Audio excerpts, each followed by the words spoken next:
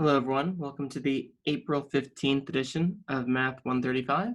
A reminder that you have WebAssign due on Friday. So today we're going to talk about section 9.2, but first I thought we would do a little review from last time.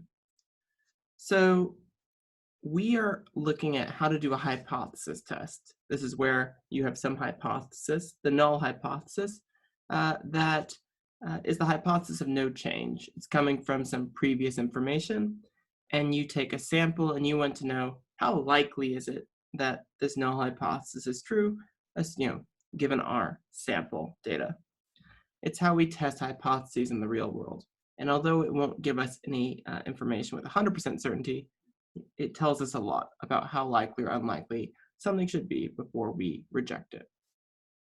So we're going to start with the scenario from last time where we were testing about the mean. So we might want to know, is it true that students spend 10 hours a week studying, or is it true that they spend more than 10 hours per week studying on average?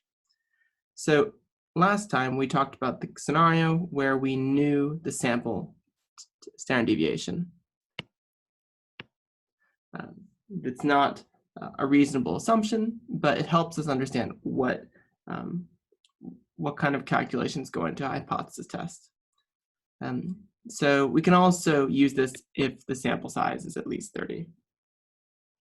All right, so let's do an example with this one. Before we do that, these are the steps of a hypothesis test. First, you state the null and alternate hypotheses and set the level of significance, typically 0.01, 0.05, or 0.1.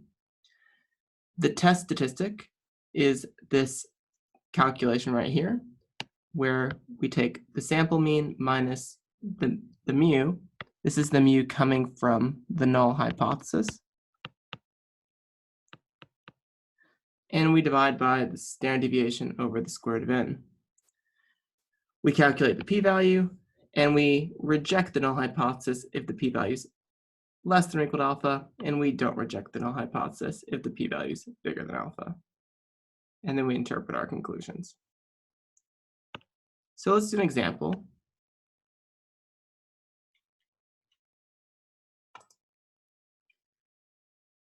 Researchers presented evidence to challenge the long-held normal body temperature standard of 98.6 Fahrenheit, where they suspect the normal is actually less than that. So we have a sample of size 18, and we find that the sample mean is 98.2167. And we're assuming that the population is normal with a standard deviation of 0.6836. And we're going to let this be alpha. All right, so we're going to use this information to compute the hypothesis test. So let's go to a different screen and go through the steps of the hypothesis test. So the first step is to state the null and alternative hypotheses. Well, what's the null hypothesis? We all know the null hypothesis is that the average temperature is 98.6. And the alternative is that it's less than 98.6. So we have some information.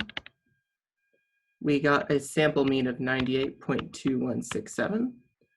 We had a sample size of 18, and we had a population standard deviation of 0.6836. So we need to calculate the test statistic Z. Well, that's where we take our sample mean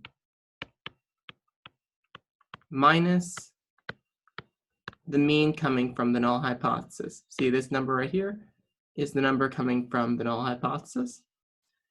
We divide by the standard deviation over the square root of 18, and we should get negative 2.3789. So that's our test statistic. And now we need to compute the p-value. So this is a left tail test because our alternate hypothesis was mu less than 98.6, and I'm going to show you how to do that on Excel. So let's go to Excel.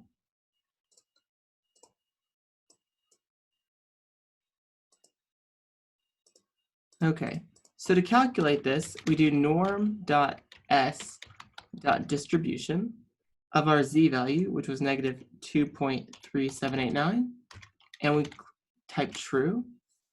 And this gives us a p-value of 0.008682.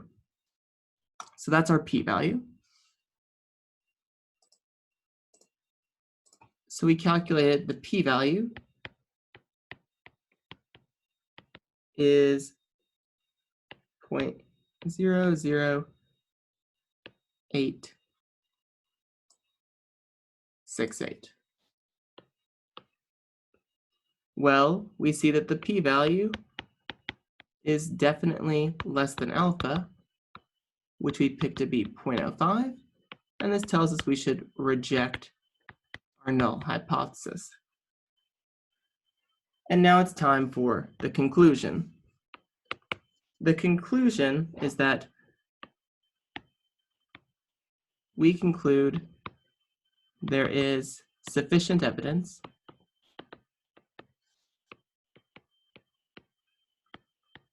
at the 5% significance level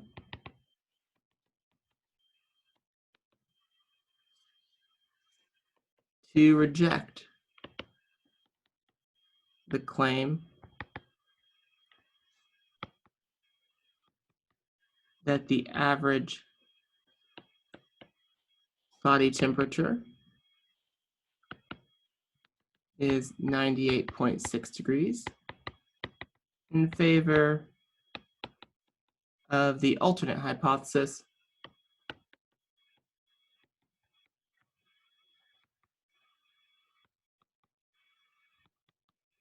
that the average body temperature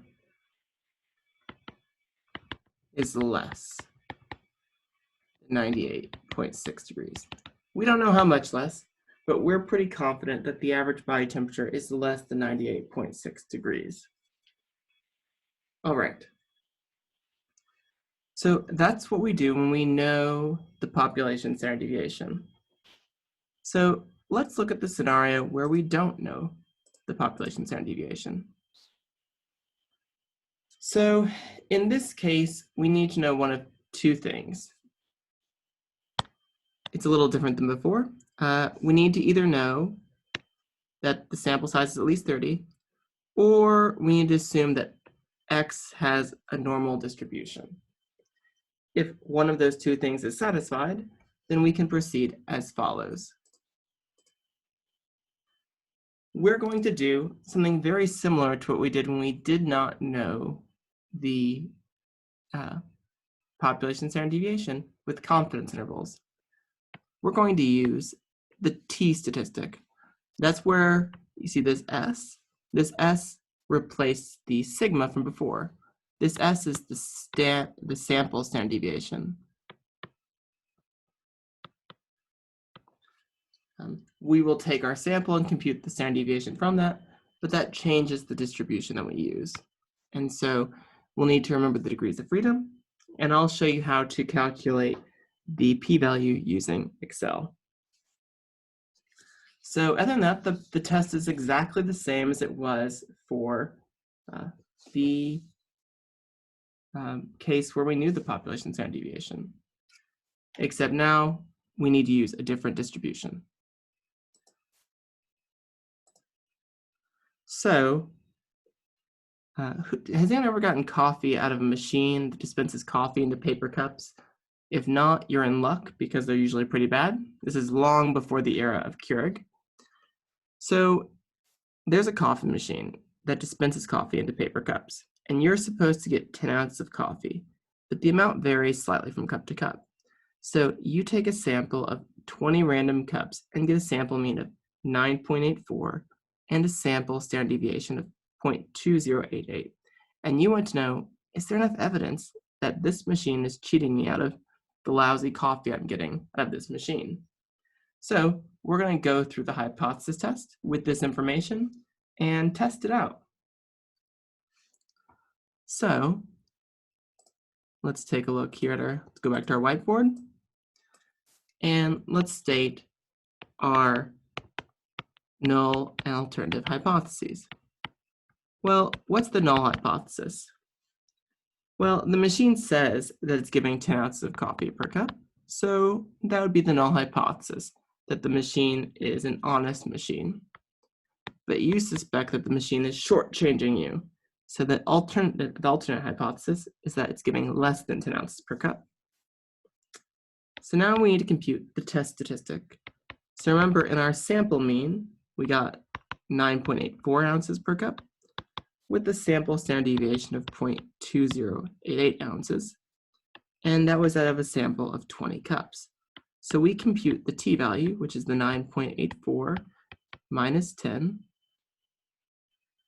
over 0.2088 over the square root of 20. And what you should get is a t-value of 3.43, and we have 19 degrees of freedom because it's one less than the sample size. So from that, we need to calculate the p-value.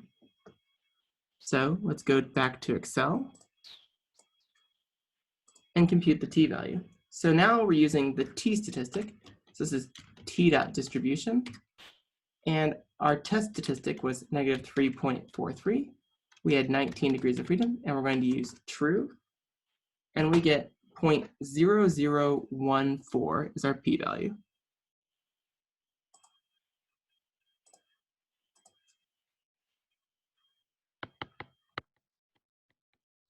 Well, we see that's definitely less than the significance level, which we had picked to be 0.01. And this tells us that we reject the null hypothesis. So what is that telling us? Well, that's telling us that at the 1% significance level,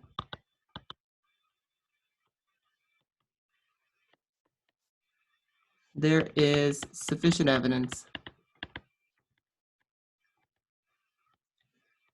to reject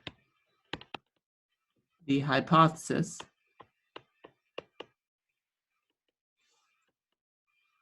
that the machine is distributing 10 ounces per cup on average in favor of the alternate hypothesis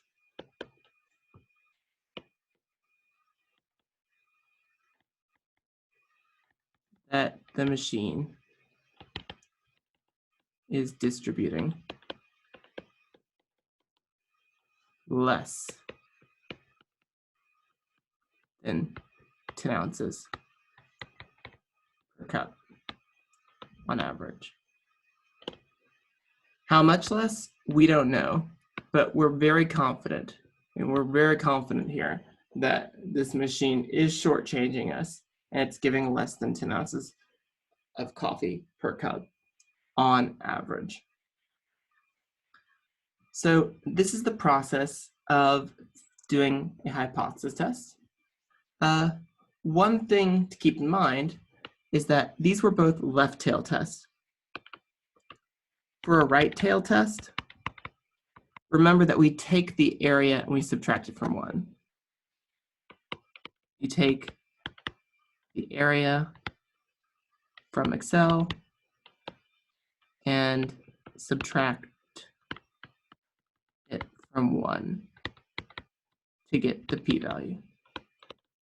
Because Excel and our tables always give us left tail areas, to get the right tail area, you have to subtract it from 1. You'll get some practice with this in class, and I look forward to seeing you then. Take care.